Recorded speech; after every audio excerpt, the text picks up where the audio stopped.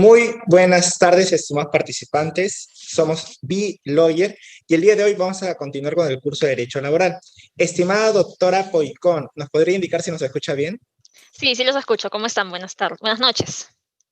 Muchísimas gracias, estimada doctora. Y bueno, reiterar el agradecimiento por acompañarnos en esta sesión tan especial en el curso de Derecho Laboral. Doctora, ¿el día de hoy va a realizar la presentación con diapositivas o va a ser de forma oralizada? Tengo diapositivas, las comparto. Sí, por favor, para poder hacer el cuadro respectivo y ver que no haya ningún tipo de problema. Perfecto, sí se llega a visualizar. Doctora, antes de empezar voy a realizar la presentación de su reseña y luego le brindo el uso de la palabra. ¿Sí? Gracias. Muchísimas gracias, estimada doctora. Estimados participantes, somos B-Lawyer y nos encontramos desarrollando el curso de Derecho Laboral. En esta ocasión estamos desarrollando la sesión número 8. Esta sesión está titulada con el nombre de Jornada de Trabajo, Horas Extras, Días Feriados y Vacaciones, y se encuentra a cargo de la doctora Mariela Poicón Flores, quien es abogada por la Pontificia Universidad Católica del Perú. Es asociada en Vinatea y Toyama, además de ser adjunta de docencia del curso de Derecho Laboral en la Universidad del Pacífico. Es auditora interna ISO 45001-2018, certificada por el TUB Reyland Perú, además de ser especialista en Derecho Laboral y Procesal Laboral. Estimado doctora Poicón, muchísimas gracias. Le brindamos el uso de la palabra. Gracias, Fabián. Quisiera empezar agradeciendo a Billy Oyer por la invitación. Es un gusto para mí compartir esta noche con ustedes esta breve sesión sobre jornada de trabajo. El tiempo nos es corto, así que empecemos. He dividido el temario en dos grandes temas, que serían la jornada y horario de trabajo y el tema de las vacaciones y descansos remunerados. ¿De qué hablamos cuando hablamos de la jornada de trabajo? La jornada de trabajo en nuestro país se encuentra regulada por el artículo 25 de la Constitución y por el tubo de la Ley de Jornada de Trabajo y Horario y Trabajo en Sobretiempo con su respectivo reglamento, además de otras disposiciones especiales que comentaremos también a propósito del registro del control de asistencia, de las medidas específicas implementadas a propósito de la COVID-19 en nuestro país y regulación vinculada sobre la materia. Como decía, ¿de qué hablamos cuando hablamos de jornada de trabajo? Nos referiremos a la jornada de trabajo como el tiempo durante el cual el trabajador se encuentra a disposición del empleador con la finalidad de cumplir con ejecutar las labores o las actividades para las cuales ha sido contratado. El artículo 25 de la Constitución, como mencionaba, regula la jornada máxima en nuestro país y establece que esta es de 8 horas diarias o 48 horas semanales. Pero es importante aquí distinguir lo que conocemos como jornada máxima, tanto constitucional como legalmente regulada, de lo establecido como la jornada ordinaria. Entenderemos nosotros por jornada ordinaria a la jornada determinada por el empleador en virtud de las necesidades específicas de la actividad. Entonces, es la actividad la que determinará cuál es la jornada especial fijada por el empleador, quien es el facultado para poder determinar la jornada, y que en todo caso deberá ser menor o igual a la jornada máxima legal establecida constitucionalmente.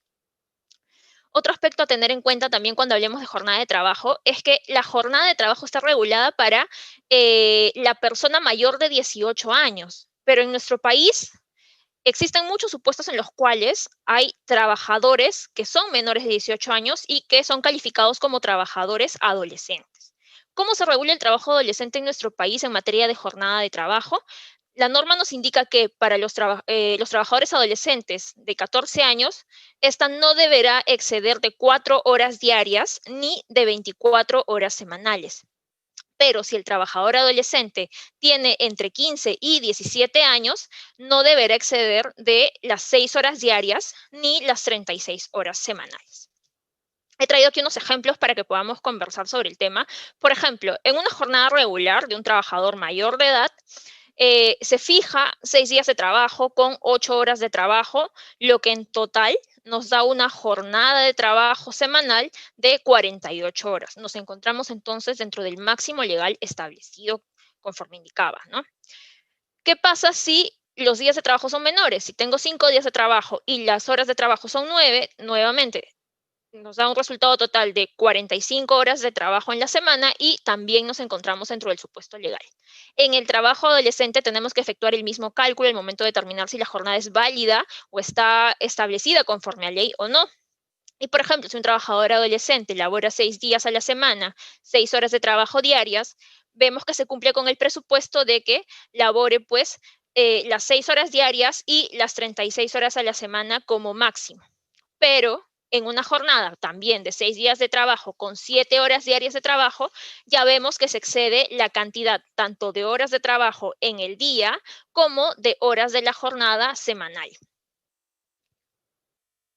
Ahora bien, la jornada de trabajo, si bien es aplicada a los trabajadores en general, también presenta determinadas exclusiones que son establecidas por las normas y estas se aplican respecto de tres grupos particulares de trabajadores.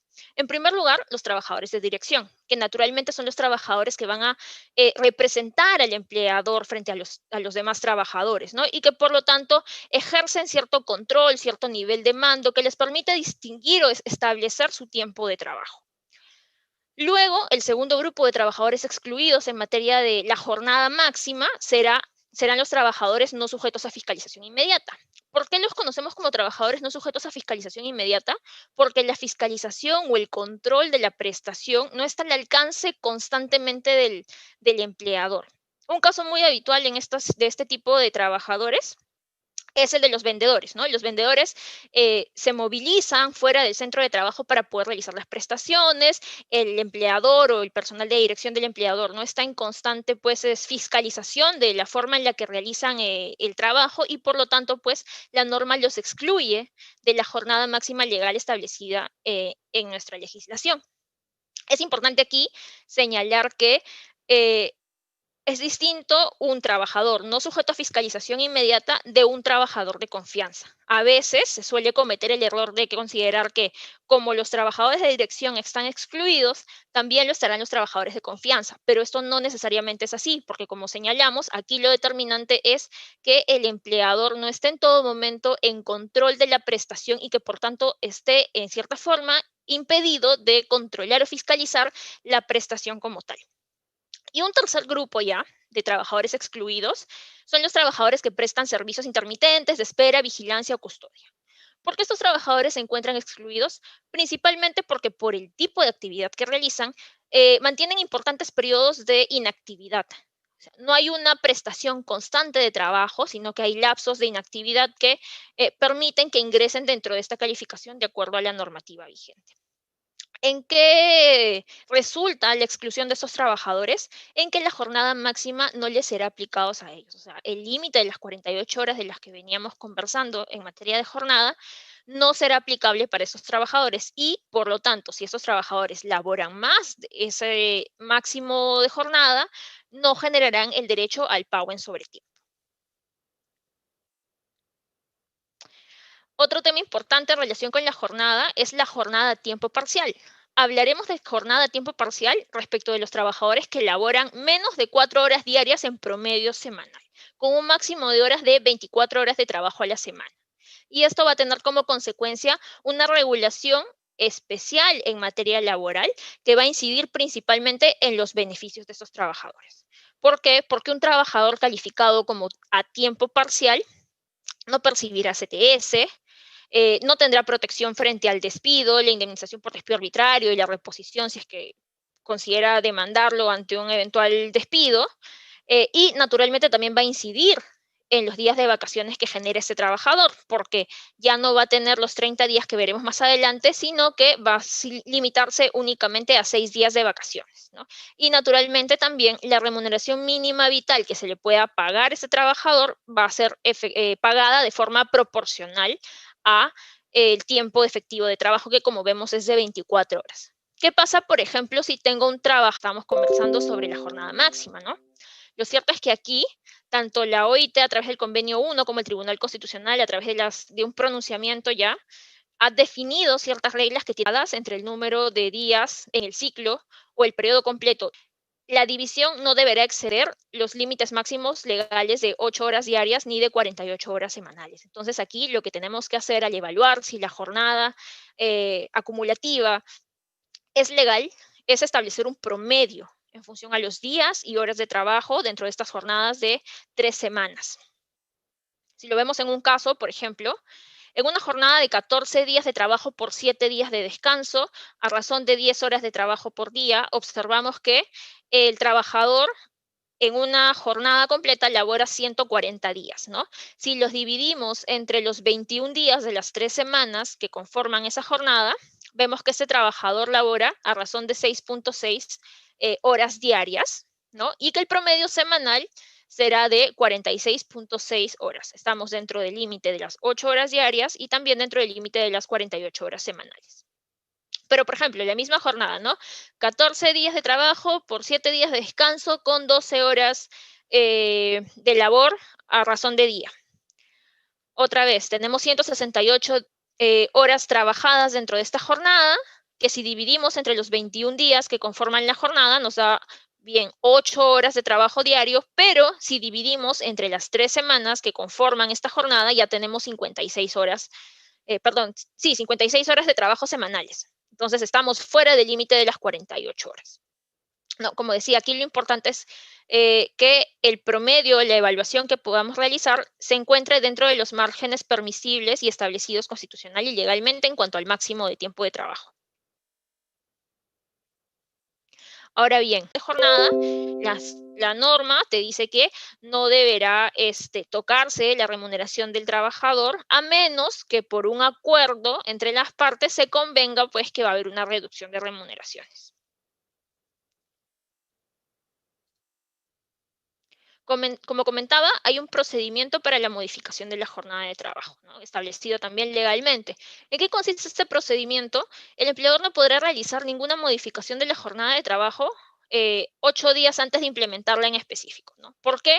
Porque el empleador tiene que comunicar la medida y los motivos que sustentan esta medida a los trabajadores afectados, si es que los trabajadores tienen representantes, a los representantes, y si hay sindicato, con mucha mayor razón al sindicato. ¿Para qué?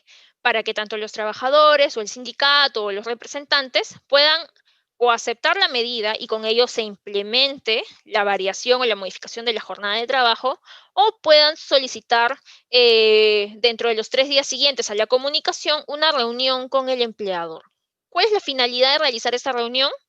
Plantear alguna medida distinta, una propuesta, una alternativa que no vaya en la línea de lo propuesto por el empleador. Como decía, el tema de la jornada es un aspecto sumamente importante porque incide también en la vida personal de los trabajadores. Entonces, puede ser que ante estas circunstancias se proponga alguna otra forma alternativa para que la finalidad o el objetivo sea cumplido sin llegar a afectar o modificar en perjuicio de los trabajadores la jornada de trabajo, ¿no? Y ante esta comunicación, el empleador deberá fijar lugar y hora para la reunión dentro de los 3 días siguientes, ¿no?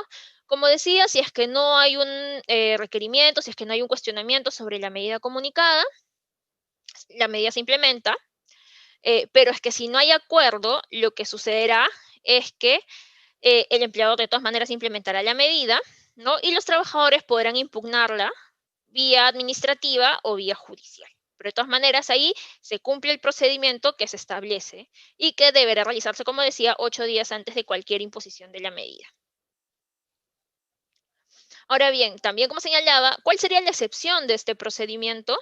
En caso de los centros de trabajo tengan jornadas menores a 8 horas diarias o 48 horas semanales, el empleador podrá extender la jornada unilateralmente hasta el límite, o sea, hasta llegar a las 8 horas diarias o las 48 horas semanales, pero esto va a tener como consecuencia el incremento de la remuneración en función al tiempo adicional de trabajo y de forma proporcional al tiempo adicional del trabajo, ¿no?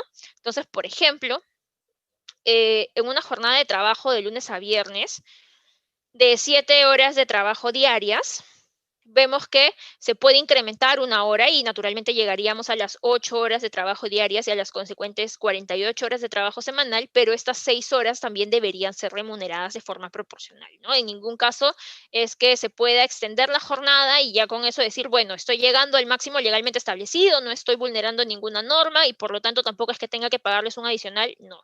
Una modificación de este tipo tiene como consecuencia un reconocimiento también en la remuneración de los trabajadores. Otro concepto importante también a propósito de la jornada de trabajo es el horario de trabajo, ¿no? El horario va a ser la medida de nuestra jornada, porque va a determinar con exactitud la hora de ingreso y la hora de salida. Y como consecuencia, dentro de qué rango de tiempo el trabajador va a estar a disposición del empleador para realizar las actividades. El empleador va a tener la facultad de establecer y modificar el horario de trabajo porque es parte de su poder de dirección, en la manifestación de la organización que supone este poder de dirección también. Y es obligación del empleador dar a conocer el horario de trabajo y colocarlo en un lugar visible en el centro de labores, ¿no? ¿Qué es lo que suele suceder en este tipo de situaciones? Cuando uno llega a un centro de trabajo, ve el anuncio en la puerta con horario de trabajo de lunes a viernes de 8 de la mañana a 4 de la tarde, hora de refrigerio tanto.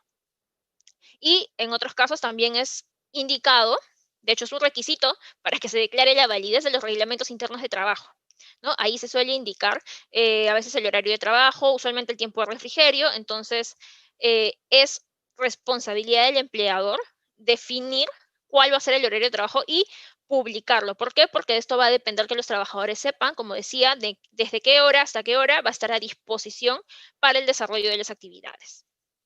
Ahora bien, al marcar el horario de trabajo, el empleador también deberá fijar un tiempo de tolerancia.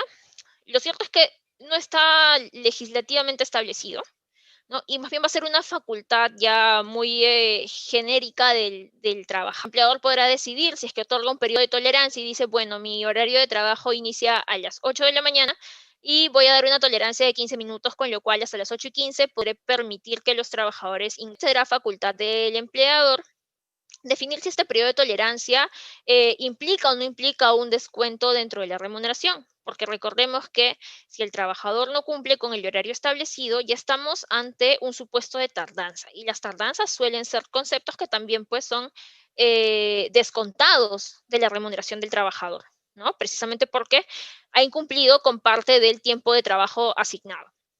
Entonces el empleador estará facultado para definir primero si es que desea considerar dentro del horario de trabajo algún tiempo de tolerancia y segundo si es que ese tiempo de tolerancia va a ser o no va a ser descontado de el tiempo de trabajo que se paga a los trabajadores.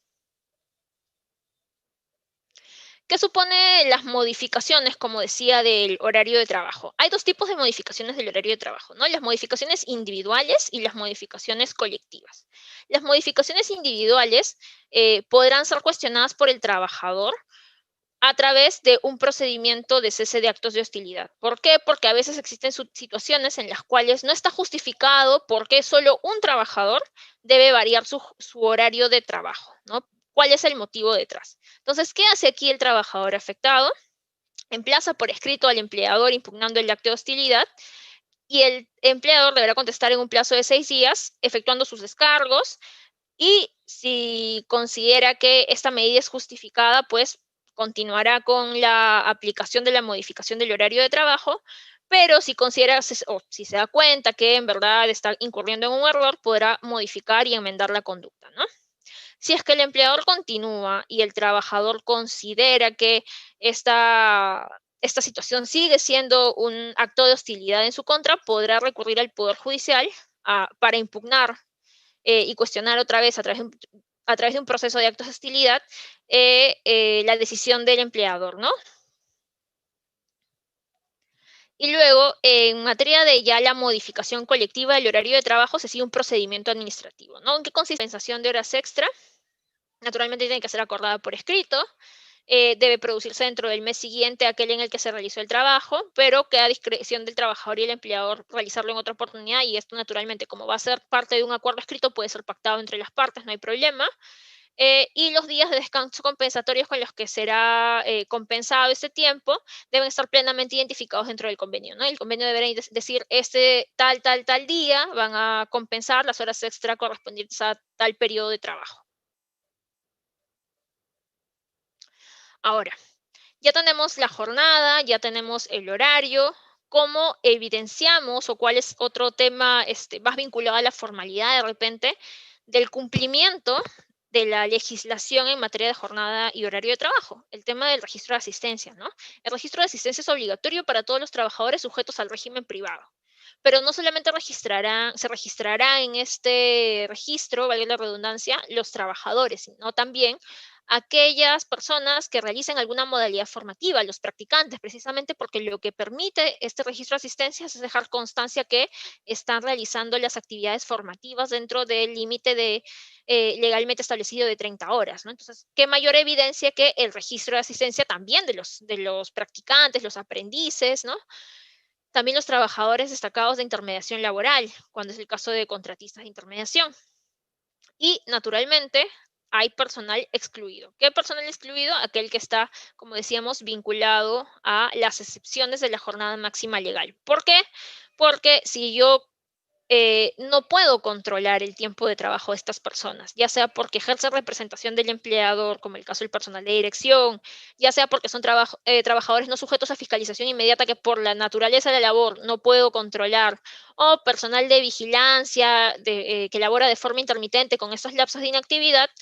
No tiene sentido que estas personas realicen el registro de asistencia si no debería tener control sobre el tiempo de trabajo, ¿no? El registro de asistencia puede ser físico o puede ser digital, siempre que no se deteriore, no se pierda, no se adultere. Precisamente como decía, esta es una evidencia del tiempo de trabajo, ¿no? Y si el tiempo de trabajo está siendo adecuadamente conducido, controlado, ¿no?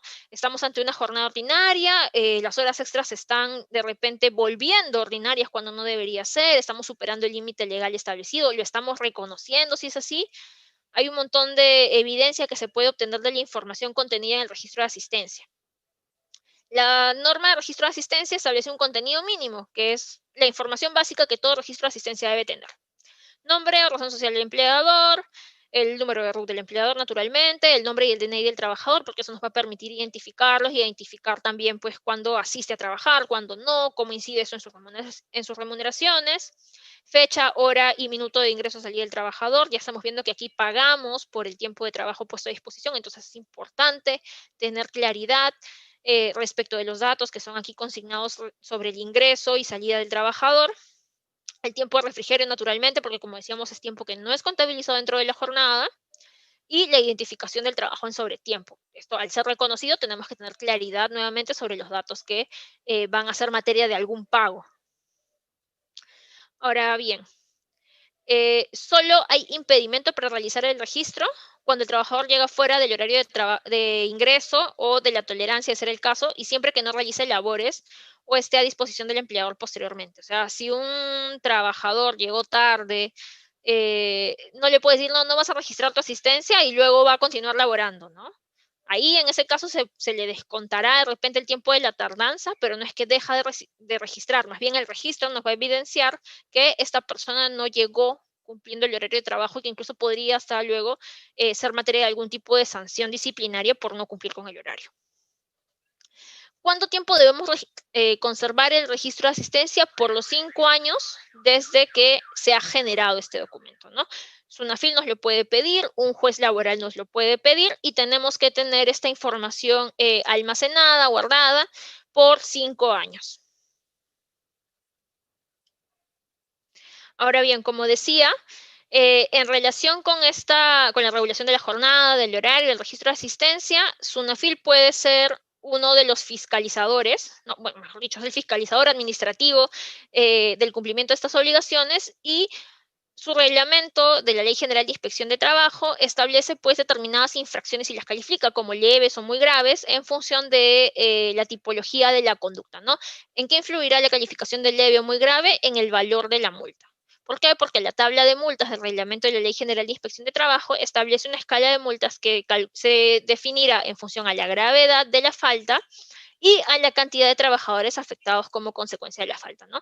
En materia de jornada, horario de trabajo y registro de asistencia, tenemos hasta 2 tipos de infracciones. Infracción leve, que según el artículo 23.5 de este reglamento, se sancionará cuando no se exponga en un lugar visible el centro de trabajo el horario de asistencia. Ya decía, cuando hablábamos de horario, que este tiene que ser exhibido y el empleador está obligado a comunicar, exhibir el horario para que los trabajadores sepan pues, cuál es el tiempo en el que efectivamente estarán prestando alguna labor en el centro de trabajo.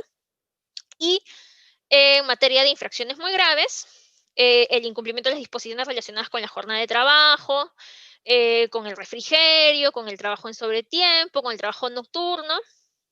También la discriminación del trabajador directo e indirectamente en materia de empleo y ocupación referidas a la jornada de trabajo.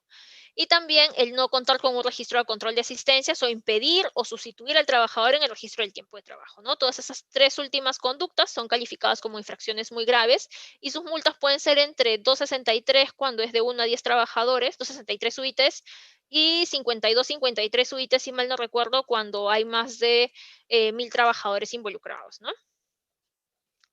Importante aquí también comentar que actualmente existe un criterio normativo de SUNAFIL emitido a través de la resolución de Superintendencia 154-2019, donde se señala que si el inspector actuante verifica que el sujeto inspeccionado cuenta con el registro de asistencia, pero que este registro no cumple con el contenido mínimo que comentábamos, la multa ya no será muy grave, como veíamos la tipificación, sino que se le impondrá una multa, una infracción leve, ¿no? En virtud del tipo previsto en el 23.7.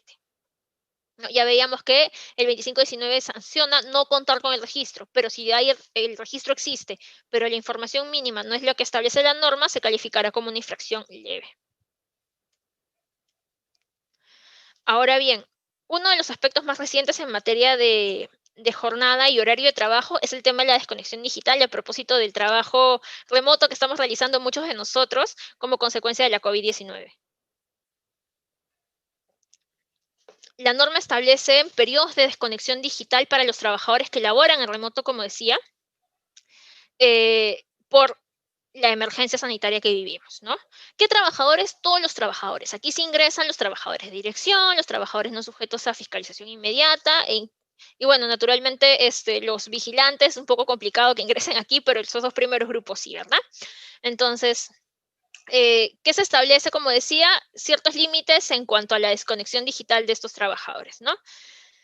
Cualquier otro trabajador no remoto, los que laboran presencial, en estricto, la norma no establece que estén comprendidos dentro de la regulación de la desconexión digital, pero sería justificable negarles el derecho a desconectarse, negarles el derecho a que en algún momento del día o por determinados periodos del día no estén pendientes de comunicaciones, de órdenes determinadas del empleador, cuando en principio es tiempo que debería estar disfrutando de su descanso como parte de la jornada. También debería reconocerse ese derecho a la desconexión digital, ¿no? De lo contrario, lo más probable es que se generen reclamos por inequidad y que también hay un impacto en el clima laboral de este empleador, porque se estaría distinguiendo un poco injustificadamente a un trabajador de otro. ¿Cuál es el tiempo de desconexión digital? Se considera los días de descanso semanal, los días feriados, los días de descanso vacacional, los días de licencia y los demás periodos de suspensión de la relación laboral. Y en el caso de los trabajadores fiscalizados, el tiempo de desconexión digital será entre el término de una jornada y el inicio de la siguiente, aproximadamente unas 16 horas de desconexión digital. Y en el caso de los trabajadores no fiscalizados de dirección o servicios intermitentes, al menos 12 horas continuas en un periodo de 24 horas. Ahora bien, ya hablamos de jornada, horario, registro de asistencia, desconexión digital. Este primer tema, este primer gran tema, no se encuentra desconectado del tema de las vacaciones, porque naturalmente el tiempo de trabajo va a tener incidencia también en el tiempo de descanso, ¿no? No es que los trabajadores única y exclusivamente se dediquen a laborar y con eso ya está, no, tienen derecho también a determinados tiempos de descanso que también están regulados por la normativa laboral. Esto se encuentra regulado en el Decreto Legislativo 713, que consolida la legislación sobre descansos remunerados, y en el reglamento, naturalmente, el Decreto Supremo 01292-TR. ¿De qué hablamos cuando hablamos de descanso semanal obligatorio? Como decía, los trabajadores tienen derecho a gozar como mínimo de 24 horas consecutivas de descanso por cada semana de trabajo. ¿Cuándo se definirá la oportunidad del descanso semanal obligatorio? De preferencia deberá descansarse en el domingo. ¿Por qué? Porque tradicionalmente es el día de descanso instituido, ¿no? Pero podrá pactarse otro día de la semana para que el trabajador pueda descansar de sus labores, ¿no?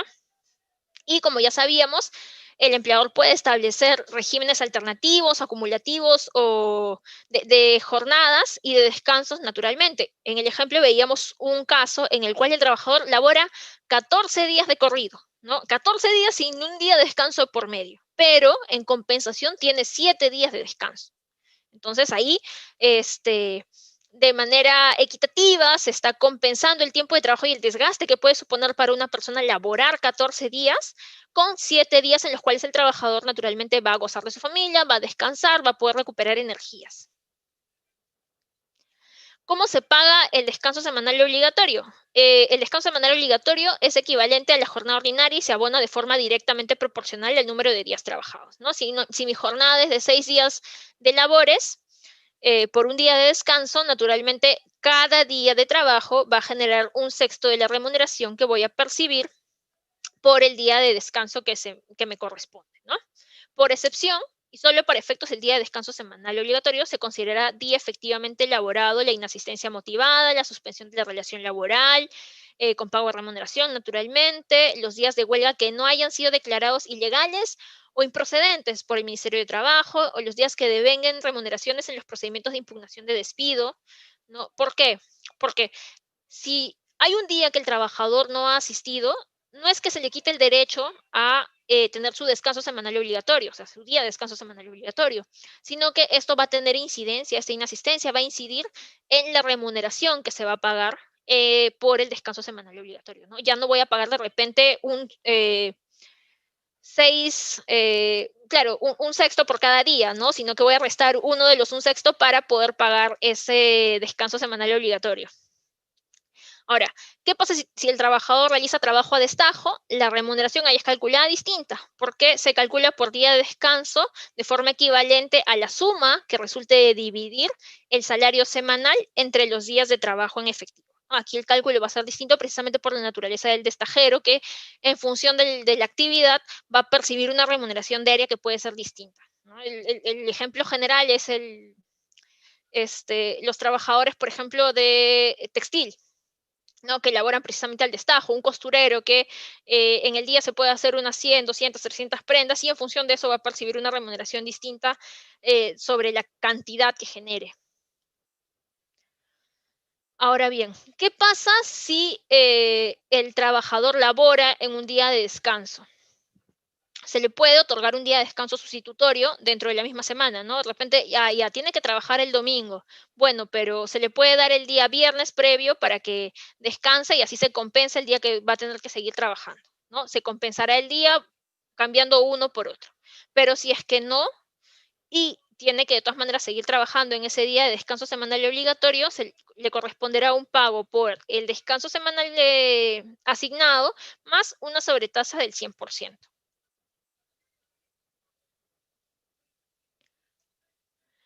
Ahora, ¿qué pasa con los días feriados? Los trabajadores naturalmente también tienen derecho a gozar de los descansos remunerados en los días feriados previstos en la legislación, ¿no? Los feriados son de tres tipos. Son los feriados nacionales que todos nosotros conocemos, Año Nuevo, Semana Santa, el combate de Angamos, y demás fechas pues que tradicionalmente son feriados en nuestro país. También hay feriados regionales que a veces coinciden con determinadas festividades dentro de las regiones y también hay feriados gremiales, ¿no? Por ejemplo, en construcción civil, que naturalmente solamente van a afectar a los trabajadores de esta actividad. Los feriados nacionales tienen que ser gozados en la fecha respectiva, ¿no? Y aquí ya todos sabemos cuáles son los feriados que por año forman parte de nuestro calendario. En el caso de los feriados de ámbito no nacional o gremial, en caso no coincida con el día lunes, se hará efectivo el día lunes inmediato posterior, ¿no? En principio tiene que ser el lunes y no el lunes inmediato posterior. Y naturalmente el día de descanso por feriado también es remunerado como si el trabajador hubiera prestado labores efectivamente, no es un día también pagado, aun cuando el trabajador no haya laborado en ese día. ¿Qué pasa cuando el trabajador labora en un feriado?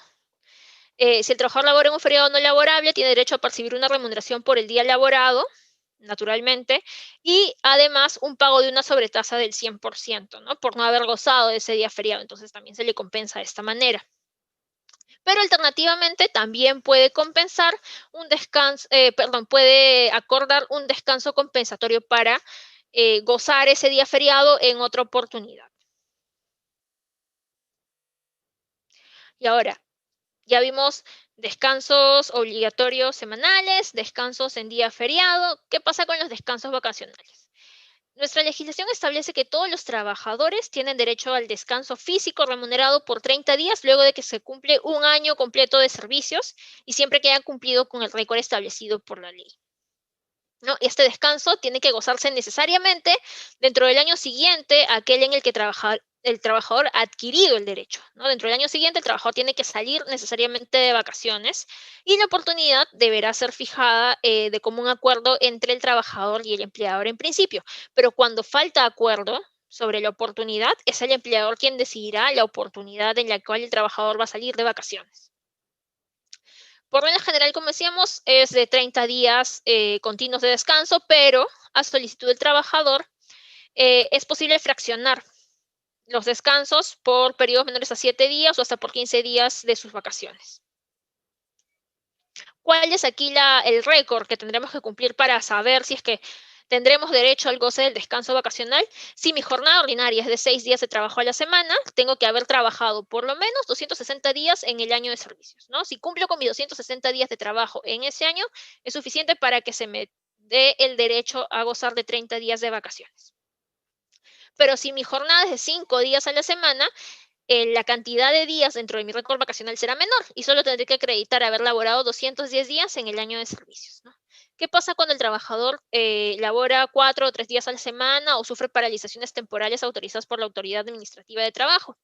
Las faltas injustificadas en el periodo, en el año en el que estoy calculando mi récord vacacional, no deberá exceder a 10, ¿no?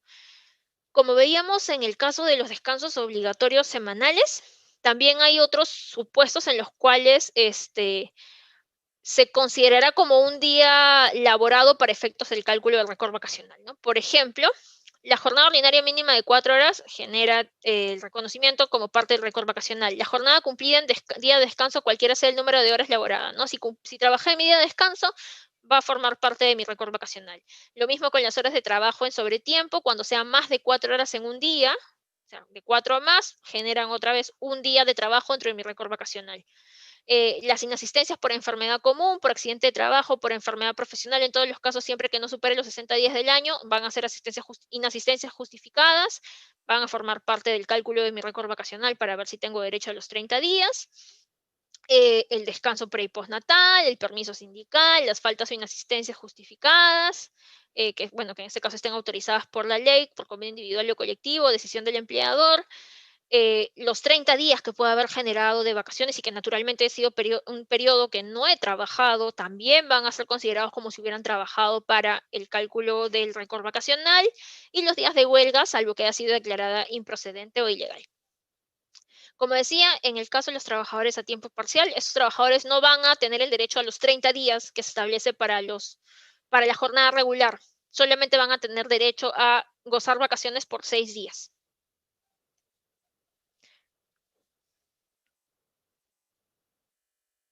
Ahora, ¿cómo calculamos la remuneración vacacional y la oportunidad de goce? En primer lugar, en materia de oportunidad, ya decíamos, el trabajador debe gozar de sus vacaciones dentro del año siguiente a que se ha generado el derecho. Y en este ejemplo tenemos que un trabajador que ingresó a laborar el 1 de julio del 2018 genera su año de labores y cumple su récord vacacional el 30 de junio del 2019, ¿no? ¿Cuándo deberá gozar de estos 30 días generados de vacaciones?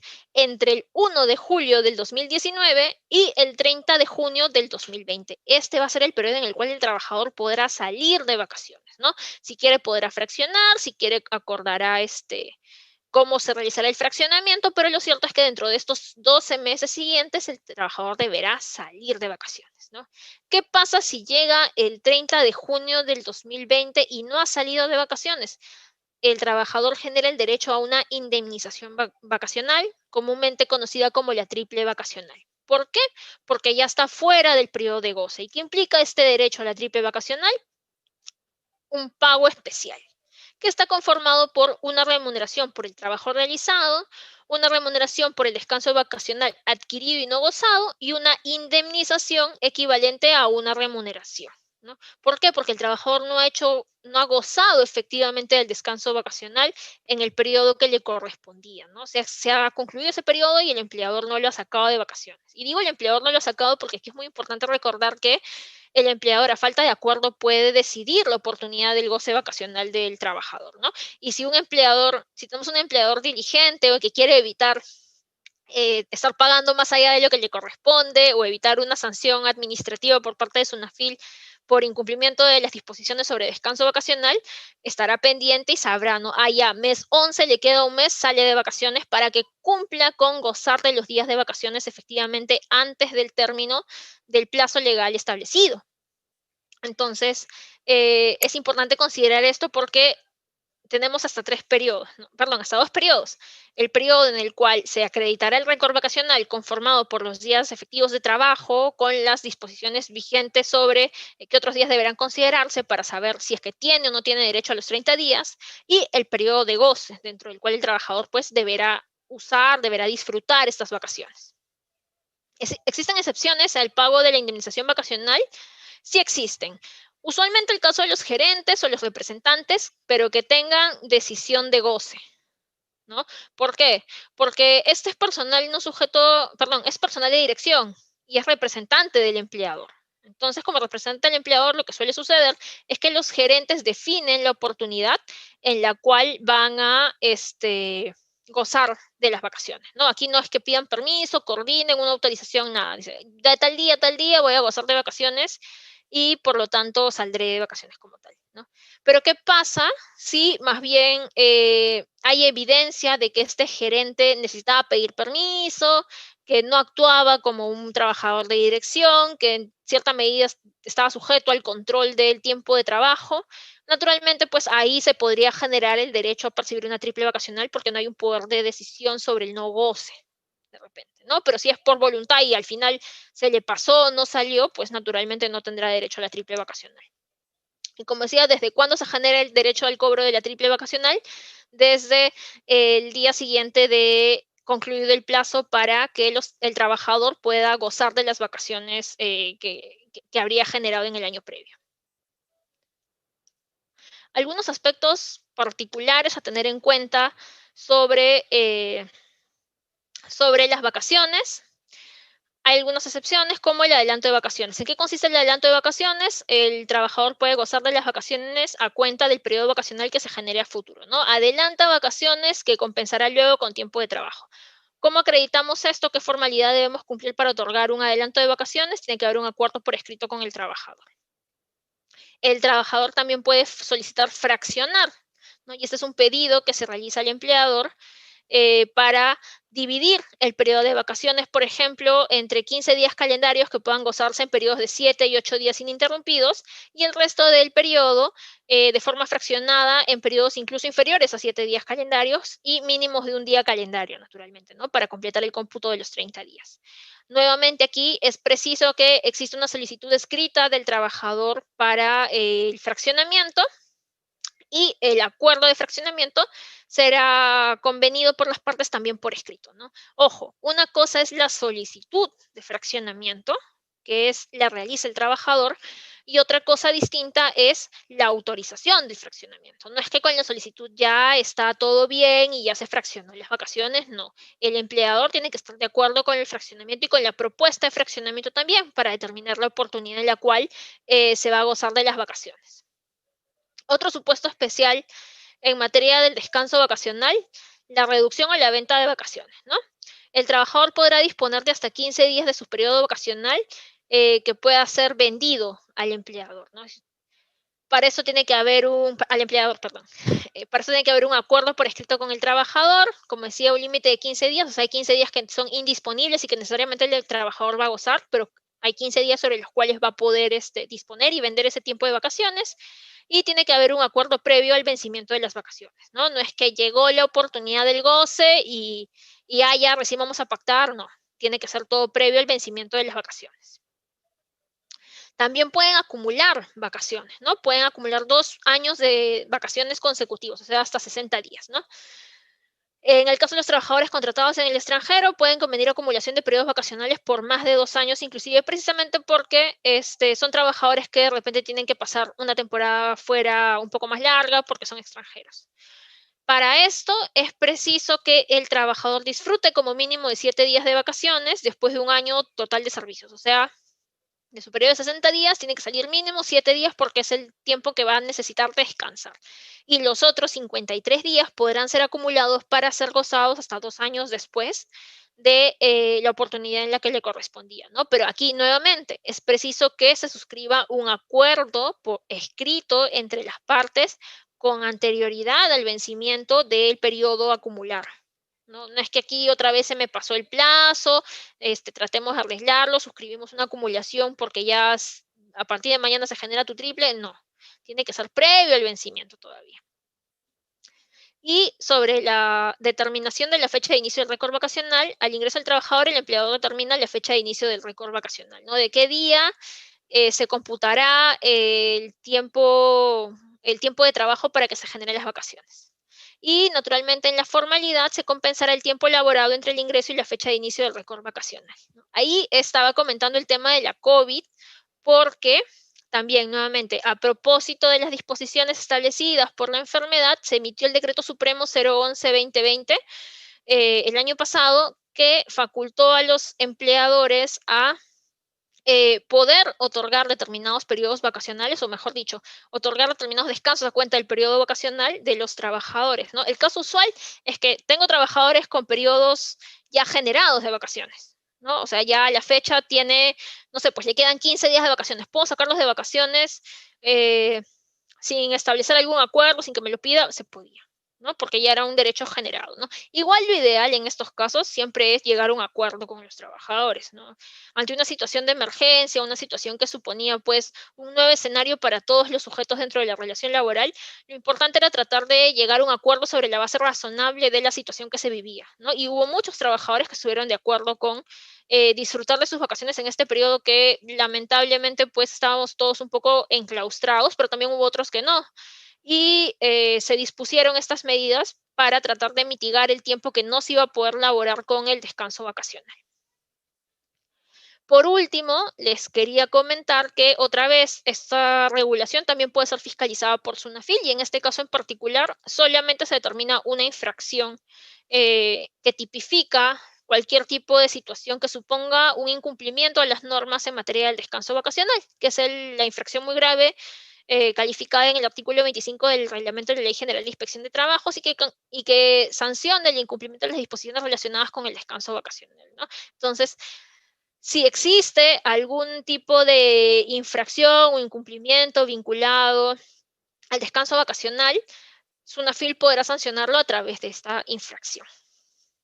Espero que haber contribuido a su formación sobre la jornada, el horario y las vacaciones. Muchas gracias. Muchísimas gracias, estimada doctora, por haber disertado el presente tema. Doctora, hay un par de preguntas realizadas por el público, se las voy a trasladar. La primera pregunta, realizada por Diego Miller, nos comenta: ¿tienen derecho los trabajadores al descanso de la hora del bocadillo o café? ¿A qué se refiere con hora del bocadillo? No sé si puede intervenir, o en todo caso nos lo escribe por ahí. Sí, a ver, lo voy a comentar. Un segundo. Porque, a ver, como conversábamos sobre el tiempo de refrigerio, que es el tiempo que se establece en nuestra regulación, tiende a coincidir con los momentos de alimentación principal del empleador, ¿no? Cualquier otro tipo de regulación que tenga por finalidad, no sé, establecer alguna suerte de break o de momento de descanso como parte de la jornada, ya está fuera de la norma, y lo que está fuera de la norma corresponderá a una facultad del empleador, quien determinará no solamente si lo otorga, sino también cómo lo otorga, ¿no? Cuáles son las condiciones vinculadas a ese otorgamiento. No sé si se referirá a de repente un break en la tarde para tomarse un cafecito. Sí, doctora, en efecto, justo me acaba de escribir el interno y se refiere al break, sí. Ah, ya, no, por eso. Eso, todo lo que esté fuera de la obligación del empleador va a ser facultad de él, y él determinará, pues, cuál es el tratamiento que se le otorga a este tipo de situaciones. Perfecto, doctora. La siguiente pregunta por parte de Ana María nos comenta: ¿qué límites tiene la jornada laboral? Bueno, ya veíamos nosotros que la jornada laboral está constitucionalmente limitada por el tiempo, ¿no? ¿Cuál es la jornada máxima? 8 horas diarias, 48 horas semanales. Naturalmente, hemos visto distintas situaciones vinculadas a la jornada que pueden suponer una modificación y por consecuencia una incidencia en la vida personal del trabajador, que naturalmente está vinculada con su tiempo de trabajo, ¿no? Lo cierto es que aquí tendremos que ser muy cuidadosos con las limitaciones, otro tipo de situaciones que nos presente la regulación, por ejemplo, ese tema de la desconexión digital, ya veíamos los procedimientos para realizar algún tipo de modificación que si observamos, tienen detrás de sí un criterio de razonabilidad en la medida. Entonces, siempre hay que tener presente que más allá del límite legal que se establece y de repente en números que podamos ver con la jornada máxima, lo cierto es que hay que ver que otras medidas o situaciones que hemos ido revisando hoy día tienen detrás un criterio de razonabilidad y la naturaleza también de la actividad que se encuentra vinculada al desarrollo de la labor. Muchas gracias, doctora. La siguiente pregunta es por parte de Draco. Nos comenta, ¿se puede hacer una distribución irregular de la jornada del trabajo? Me imagino que se referirá a establecer, por ejemplo, un día labora 6 horas, otro día 5, otro día 7. Sí, efectivamente. Recordemos que esta facultad de establecer la jornada y el horario de trabajo es una manifestación propia del poder de dirección del empleador, ¿no? Y el poder de dirección del empleador tiene la posibilidad de organizar la forma en la que se desarrolla la labor, ¿no? Pero otra vez, es importante también considerar que se tiene que justificar en la naturaleza de la labor como tal, ¿no? En la necesidad de la actividad para establecer por ejemplo, horario diferenciado que nos comentaba Draco, ¿no? Entonces, si hay un sustento suficiente vinculado a la necesidad, no sé, pues históricamente esta es una actividad que los días lunes y miércoles tiene una alta demanda y que por lo tanto los otros días tienen una demanda menor, podré organizar mi horario de trabajo de tal manera que me permita cumplir con esta alta demanda sin exceder los máximos establecidos por la norma. Perfecto, doctora. Y una última pregunta por parte de Gerson. Nos comenta, ¿cuántas horas extra pueden realizarse en una jornada laboral? No tenemos, Gerson, un límite de horas extra, pero aquí es muy importante recordar que las horas extras son excepcionales. No pueden ser parte de no podemos partir de una idea de que tenemos como parte de la jornada horas extra, ¿no? Hay empleadores que a veces consideran, bueno, tu jornada va a ser 48 horas a la semana y 20 horas extras entre semana también adicionales, ¿no? Esto no puede ser. ¿Por qué? Precisamente por la naturaleza de la hora extra. La hora extra es excepcional. Viene a presentarse o se hace necesaria cuando la actividad pues así lo requiere, pero es un supuesto no habitual, ¿no? La habitualidad ya debería estar regulada dentro de la jornada y el horario de trabajo. Entonces, no hay un máximo de horas extra. Deberá otra vez recordarse la naturaleza del concepto y la excepcionalidad que hay detrás de este tipo de trabajo en sobretiempo. Muchísimas gracias, estimada doctora, por haber respondido las preguntas de forma tan amables y realizar la exposición del tema de jornada de trabajo. Esto sería todo por la sesión del día de hoy. Le reiteramos el agradecimiento y esperamos que nos pueda acompañar en siguientes oportunidades respecto a la especialidad de su persona. Muchísimas gracias, doctora.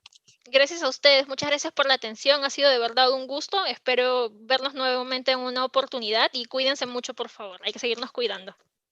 Muchas gracias, estimada doctora. Estimados participantes, esto ha sido todo por hoy. Nos despedimos. Muy buenas noches, estimada doctora. Muy buenas noches con todos.